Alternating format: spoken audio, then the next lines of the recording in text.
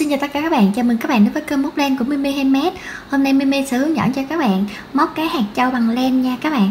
Rất là dễ thương, rất là xinh xắn luôn nè. Và cách móc của chúng ta rất là dễ. Hạt châu này kết hợp với nơ và những cái hạt châu mini nhỏ nhỏ để chúng ta có thể là trang trí nè các bạn. Các bạn có thể là ứng dụng cái loại nơ hạt châu này để các bạn làm móc khóa hoặc là làm cột tóc như thế này nè các bạn, hoặc là kẹp tóc ha, trang trí vào túi xách hoặc là băng đô các bạn, rất là đẹp. Mình hy vọng là các bạn sẽ yêu thích cái mẫu nơ hạt châu này nha. Nếu mà các bạn yêu thích đó, các bạn nhớ nhấn like video này giúp mình và bình luận ở phía bên dưới ủng hộ Mimi và một cái lượt đăng ký kênh nha các bạn. Mình cảm ơn các bạn rất nhiều luôn. Và bây giờ chúng ta sẽ cùng bắt đầu móc nha. Các bạn sẽ sử dụng len sợi tự do nha. Mình sẽ sử dụng len Micotone của 125g, cỡ len là 2mm. Các bạn sử dụng len sợi nào thì các bạn sẽ chọn cái loại kim phù hợp với loại len sợi đó ha. Ở đây là cái phần nơ mình sẽ móc cái kim là 2.5mm. Còn phần hạt châu á, thì mình sẽ móc cái kim là 2.0mm nha các bạn. Còn bạn nào mà làm móc khóa thì các bạn sẽ chuẩn bị móc khóa. Kẹp tóc thì sẽ sử dụng cái phôi kẹp thì các bạn chọn cái phôi kẹp nhỏ thôi cũng được nữa. Nếu mà thích to thì các bạn sẽ móc nó to hơn ha, hoặc là các bạn có thể là sử dụng để làm cột tóc nè. Mình chuẩn bị một cái cột tóc nha. Còn cái màu của cái những cái dạng như bông bóng này nè các bạn, thì các bạn sẽ sử dụng màu tự do. Các bạn chuẩn bị cho mình một ít bông gòn để chúng ta nhồi vô cái hạt châu, cái cắt len cũng như là kim khâu len. Bây giờ các bạn sẽ lấy cái kim 2.0 ra để mình làm cái hạt châu trước nha các bạn. Các bạn sẽ tạo cho mình một vòng tròn nè, đưa kim móc vào vòng tròn, kéo len qua, móc lên một mũi móc xích. Bây giờ chúng ta sẽ móc vào vòng tròn này 6 mũi móc đơn. 1 2 3 4 5 6. Rồi chúng ta sẽ kéo cho nó khít lại và chúng ta sẽ trượt mũi vào cái chân móc đầu tiên và móc lên hàng móc thứ hai với một mũi móc xích. Chúng ta sẽ đâm kim vào cái chân móc đầu tiên, móc 2 mũi móc đơn cùng một chân. Chân móc thứ hai tương tự, lặp lại 6 chân móc là chúng ta sẽ móc mỗi chân là 2 mũi móc đơn cùng một chân. Rồi kết thúc hàng móc thì các bạn sẽ trượt mũi vào cái chân móc đầu tiên. Hàng móc thứ ba và hàng móc thứ tư thì các bạn sẽ móc giống nhau ha. Chúng ta sẽ móc mỗi chân là mỗi mũi móc đơn, lên một mũi móc xích nè, đâm kim vào chân móc đầu tiên, móc một đơn, chân thứ hai một đơn, chân thứ ba tương tự và làm lần lượt đến cuối hàng. Rồi xong rồi các bạn sẽ kết hàng lên hàng móc thứ tư, rồi móc đến cuối hàng móc thứ tư. Mình sẽ gặp lại các bạn nha. Mình đã móc tới cuối hàng móc thứ tư và chúng ta cũng kết hàng rồi nè các bạn. Bây giờ lên hàng móc thứ năm ha, hàng móc cuối cùng của chúng ta cũng sẽ móc lên một mũi móc xích. Bây giờ chúng ta sẽ đâm kim vào chân thứ nhất và chân thứ hai ha, để chúng ta thực hiện mũi giảm. Thì chúng ta sẽ đâm kim vào cái nửa nhánh bên trong của chân móc đầu tiên, đồng thời đâm kim nửa nhánh bên trong của chân móc thứ hai các bạn. Rồi các bạn sẽ kéo len qua hai chân móc này. Chúng ta có hai vòng len trên kim như thế này nè, rồi các bạn sẽ kéo qua hết luôn. Rồi bây giờ chân móc thứ ba và chân móc thứ tư các bạn cũng sẽ làm tương tự ha. Chúng ta sẽ giảm hai cái chân móc này lại thành một chân móc ở phía trên. Rồi bây giờ chúng ta sẽ giảm 6 cặp nha. Rồi các bạn cứ làm tới cuối hàng luôn. Hai chân móc thì chúng ta sẽ giảm. Mình đã giảm tới cuối hàng rồi nè các bạn, và chúng ta khoan hạ kết hàng ha. Rồi cái phần bông gòn á, hoặc là len thừa á, các bạn sẽ nhồi vô cho mình thật là cứng ha. Rồi các bạn sẽ nhồi vô cho nó tròn luôn. Rồi chúng ta sau đó mới kết hàng và cắt len nha. Mình đã nhồi len xong rồi nè các bạn.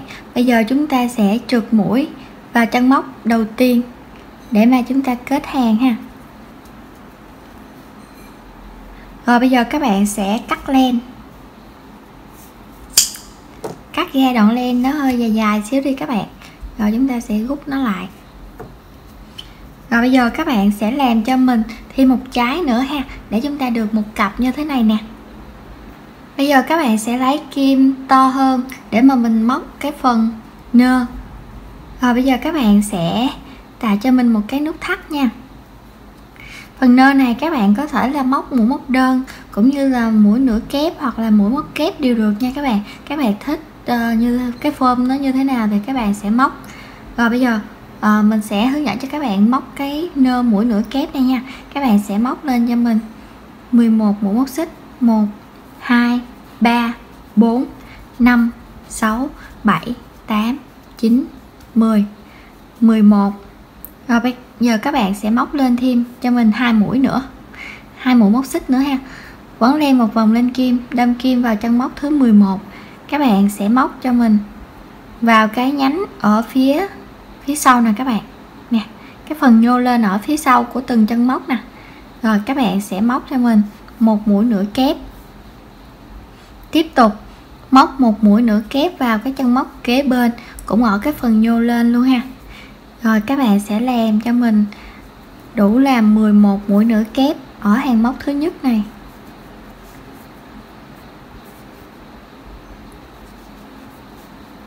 Rồi các bạn sẽ móc đến cuối hàng luôn nha. Mình đã móc đến cuối hàng nè các bạn, và mình cũng đã nẹp cái phần len thừa vào trong cái mũi móc ha. Rồi mình sẽ cắt nó đi luôn. Rồi bây giờ chúng ta sẽ móc hàng móc thứ 2 3 4 thì giống như hàng móc thứ nhất này ha các bạn, mỗi hàng là 11 mũi nửa kép. Rồi bây giờ các bạn sẽ móc lên 2 mũi móc xích, rồi các bạn quay ngược đầu móc lại. Các bạn sẽ đâm kim vào nửa cái nhánh bên ngoài của từng chân móc để chúng ta móc những cái mũi nửa kép nha. 1 2 3 4 5 6 7 8 9 10 11. Rồi kết thúc hàng móc thứ hai lên hàng móc thứ ba, chúng ta cũng sẽ móc lên 2 mũi móc xích và chúng ta lại đâm kim vào nửa cái nhánh bên ngoài để chúng ta móc trở ngược lại nè. Đó, rồi các bạn móc đến cuối hàng móc thứ tư đi, rồi mình sẽ gặp lại các bạn nha. Rồi khi mà các bạn muốn nó dài hơn thì các bạn sẽ tăng số lượng mũi móc xích ban đầu lên ha các bạn. Các bạn có thể là làm 13, 14, 15 gì đó, rồi các bạn tăng cái số hàng móc này lên để chúng ta có được cái nơ to hơn ha.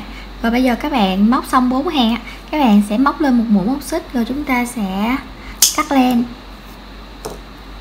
Rồi bây giờ các bạn sẽ xỏ cái len này nè qua cái kim khâu len nha. Rồi bây giờ chúng ta sẽ chọn một mặt để mà chúng ta làm. Mình sẽ chọn mặt này, vì vậy là mình sẽ giấu len ở bên đây, ở bên phía bên trong nè các bạn.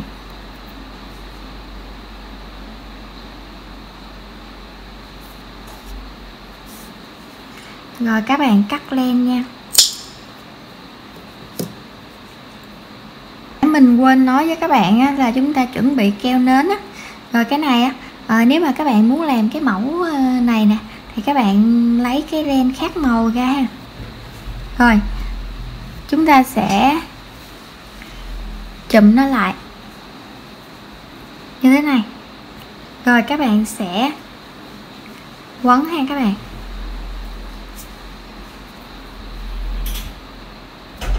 Chúng ta sẽ quấn 2 vòng đi. Rồi bây giờ các bạn sẽ cột nó lại.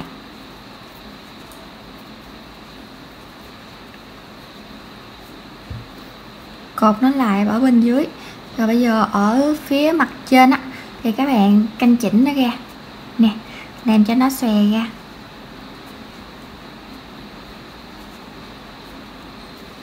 Rồi ở đây cho nó xòe ra. Rồi các bạn có thể là chúng ta sẽ rút lại vài vòng nữa. Các bạn sẽ dùng keo nến để các bạn sẽ dán trực tiếp vô cũng được, hoặc là các bạn quấn cái len này nè vô trong cái đồ cột tóc á các bạn. nè, rồi các bạn sẽ kết nối nó lại ha. Ở đây là mình sẽ làm keo nến nha, để cho nó nhanh nha các bạn. Rồi mình sẽ làm thêm một lần nữa, rồi mình sẽ cắt len nè. Rồi các bạn làm kẹp thì các bạn cứ dán vô là được rồi.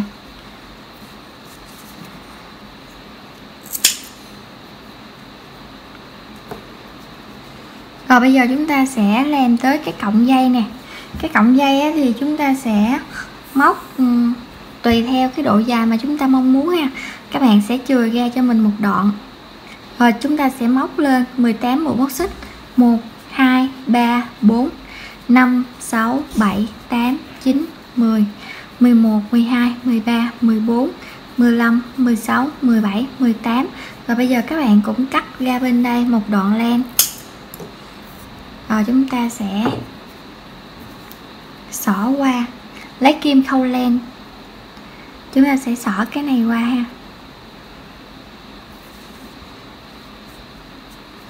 Rồi mặt nào là các bạn sẽ để, bây giờ mình sẽ để mặt này đây nè, ở phía sau các bạn sẽ luồn nó qua. Rồi canh chỉnh sao mà cho nó bằng nè các bạn, coi nó bằng chưa. Rồi nếu mà bằng rồi thì các bạn sẽ đưa này vô đây, lấy cái trái châu này nè, rồi, xuống ha. Và bây giờ chúng ta sẽ đưa cái cọng dây này nè xung quanh cái trái châu nha, đây cùng cái lỗ đó luôn ha. Rồi chúng ta sẽ đưa nó xung quanh để mà chúng ta cố định lại nó. Làm một lần nữa đi. Rồi cắt len. Trái châu bên kia các bạn cũng sẽ làm tương tự cho mình ha. Rồi bây giờ ở cái phần này, ở cái phần phía trên, các bạn cũng sẽ xỏ nó qua cái kim khâu len.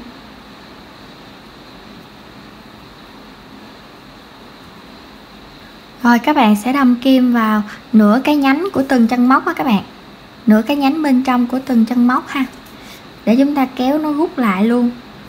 Rồi là nó khóa cái miệng của cái trái châu này lại à.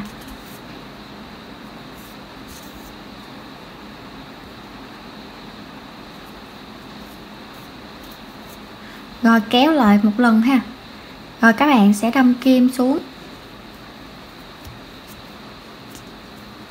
Rồi chúng ta cũng sẽ giấu giống hệt như là hồi lúc nãy á. Rồi các bạn cắt len đi.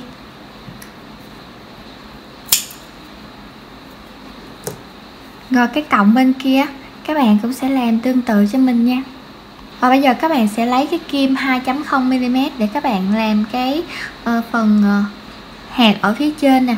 Các bạn sẽ tạo cho mình một vòng tròn, đưa kim móc vào vòng tròn, kéo len qua, móc lên 2 mũi móc xích, quấn len một vòng lên kim, đâm kim vào vòng tròn, kéo len qua, kéo bằng độ cao với 2 mũi móc xích trước đó, kéo lần thứ nhất, quấn len, đâm kim, kéo len lần thứ hai, quấn len, đâm kim, kéo len lần thứ ba. Chúng ta đã được một số lượng len trên kim như thế này nè, các bạn sẽ kéo qua hết luôn. Và chúng ta sẽ móc 2 mũi móc xích và trượt mũi vào cái chân móc đầu tiên này. Rồi như vậy là chúng ta đã có được một cái hạt nhỏ xinh như thế này ha các bạn. Các bạn sẽ móc lên một mũi móc xích rồi chúng ta sẽ cắt len nha. Cái len nào bự quá, len to á các bạn sẽ làm 2 lần thôi thay vì là 3 lần. Rồi các bạn sẽ lận lên như gì cho mình nè. Sau đó là các bạn sẽ rút cái này lại. Rồi bây giờ chúng ta sẽ bắn keo ở phía dưới á, bắn keo chỗ này nè, rồi chúng ta sẽ ốm 2 cái cọng này vô đó các bạn, để chúng ta cắt bỏ nha. Đây chúng ta sẽ bắn keo ở chỗ mặt trái á. Rồi lấy 2 cái cọng này nè, rồi chúng ta ốm lại rồi cắt bỏ nó đi. Rồi như vậy là chúng ta đã có được nè, hạt nè, dễ thương ha các bạn. Để các bạn có thể là trang trí ha. Ở đây là mình có thể là trang trí bằng một hạt như thế này, cũng rất là dễ thương nè các bạn. Chắc mình trang trí một hạt thôi các bạn, tính trang trí nhiều hạt mà thấy hồi nãy để thử một hạt cái thấy nó dễ thương quá nè các bạn, hoặc là nhiều hạt nè, chúng ta có thể là trang trí lên trên này ha. Rồi các bạn có thể là tùy thích nha. Rồi như vậy là mình trang trí một hạt lên đây thôi, mình sẽ bắn keo ở chỗ này và đưa cái hạt này vào đây đó các bạn. Dễ cưng quá. Rồi bây giờ chúng ta sẽ bắn keo phần dưới nè.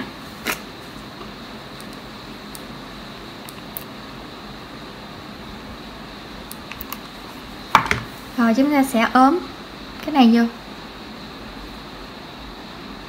rồi giữ cho nó cỡ 5-10 giây nha các bạn. Như vậy là mình đã hướng dẫn cho các bạn móc thành công một cái nơ hạt châu rất là dễ thương ha các bạn. Hạt châu bằng len siêu xinh xuất sắc luôn ha. Các bạn có thể là làm nhiều màu cho bé, hoặc là cái này cho người lớn cũng dễ thương mà ha các bạn. Những ai mà thích trẻ trung với lại năng động thì chúng ta có thể là làm những cái này nè, để mà chúng ta có thể là cột tóc. Mình hy vọng là các bạn sẽ yêu thích cái mẫu nơ hạt châu này nha. Nếu mà các bạn yêu thích các bạn nhớ nhấn like video này giúp mình và bình luận ở phía bên dưới ủng hộ Mimi bằng một cái lượt đăng ký kênh nha các bạn. Mình cảm ơn các bạn rất nhiều luôn, và mình cũng cảm ơn các bạn đã dành thời gian ra theo dõi hết video này và thực hiện cái mẫu nơ hạt châu này cùng mình nha. Bây giờ mình xin chào tạm biệt các bạn và hẹn gặp lại các bạn ở những clip sau. Bye bye.